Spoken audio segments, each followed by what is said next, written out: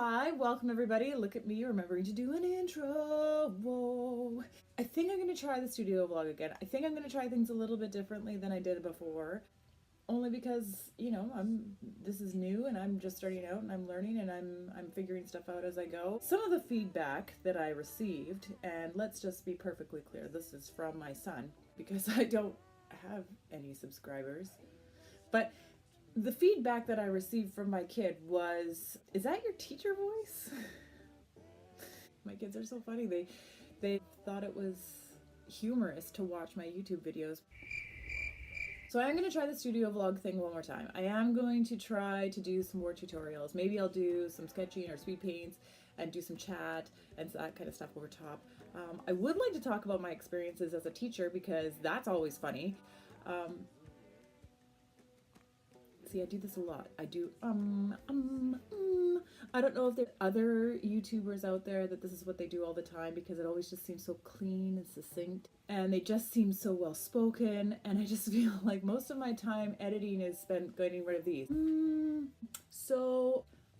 That's what I edit in my videos, majority. Do you have the same problem? If you make videos, is this what you're spending your time editing? Anywho, there's lots of stuff I'm probably going to end up editing out of this video now. Okay, let's just have a look and see what I guess I'm doing right now. Time to hit the road and find another spot. When the rain comes, it all washes away. We lift our heads and this is what we say. I don't know how much longer I got. Time to hit the road and find another. Okay, so I just finished this painting that you see in the background there, and one of the things that you'll see in the speed paint is I'm just kind of out of frame for a second, but it actually was several minutes of me cleaning up the ink that I shook after I didn't put the lid on properly and sprayed white ink absolutely everywhere, including all over my clothes, which I've now had to change. And, as a result, there's a lot of mess everywhere with white ink. But this is the next step for this painting. You saw me do the first few parts with the ink and the heavy-bodied acrylics. And now I'm adding a little bit more to the background. And this is very early stages. So before you say anything about, oh, it looks a little terrifying, this is the very, very, very, very beginning. So this is not something that will probably even be recognizable by the end, but it's just building up the layers, getting the thickness, creating some sort of diversity, putting down some of the colors. A lot of these colors you probably won't even see again. And there's some really interesting parts of the painting, but a lot of the stuff gets covered up. I never really get too attached to anything at this point. This is what we say.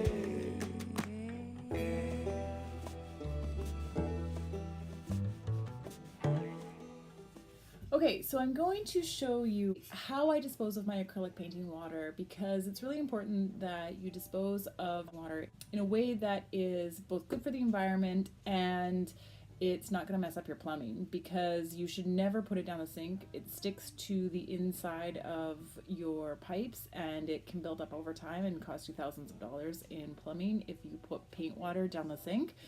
And it's also not good for the environment, so you shouldn't be doing that anyways. But this is sort of a combination of a few things that an artist in a painting class had told me and then different things that I had sort of researched. Okay, so here's my cup of acrylic dirty water. I've switched from jars to small cups because I find that I'm disposing of a lot less water this way. So I usually only use a mug. I have one of these large buckets and I bought it with the hole in the top of the lid. And I just keep this outside and I dispose of my water in here all year round. So this is my buildup over the winter of acrylic water. And as the summer gets hotter and the water starts to evaporate, it just starts to stick to the edge of the bucket like this, and I end up with just a little bit of sort of paint chip, which I can then chip off and throw in the garbage if I want, or I can just leave it and it just stays in the bucket and I fill it up as I go for the rest of it. And I never ever have to get rid of the water that's in here. It just evaporates all on its own.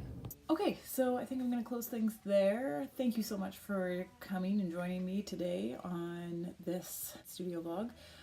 A couple things. The first thing is that I notice that I do a lot is that I tend to look up like this. And the reason why is when I'm filming this part of my video, I actually have my big window that's right behind you guys. When I'm thinking about stuff, I tend to look up and look out the window. I will actually even get distracted sometimes. When there's a cyclist or a dog walker or a car or something like that, sometimes I'll look over. The next thing is that earlier in the vlog, when I first filmed intro bit, I didn't have any subscribers. Now I do have 3 subscribers. That is my 2 kids and my husband. But since all of this filming has happened, there has been another subscriber. And I wanted to say, hey, thank you for subscribing to my channel. You are my very first subscriber. I watch YouTube videos and I see, oh, 1,000 subscribers, 10,000 subscribers, 100,000, million, all these things. But I think the first one is almost just as exciting as all those other milestones as well. So if you're that subscriber, thank you so much. I really, really am just, you have no idea how excited I was the day that I saw that I had a 4th subscriber. So please subscribe, please leave me a comment, all of the above, I don't know. I'm gonna edit that out again. And that one too. Have a wonderful day. Thank you again for your time. See you next time. Bye. Idiot.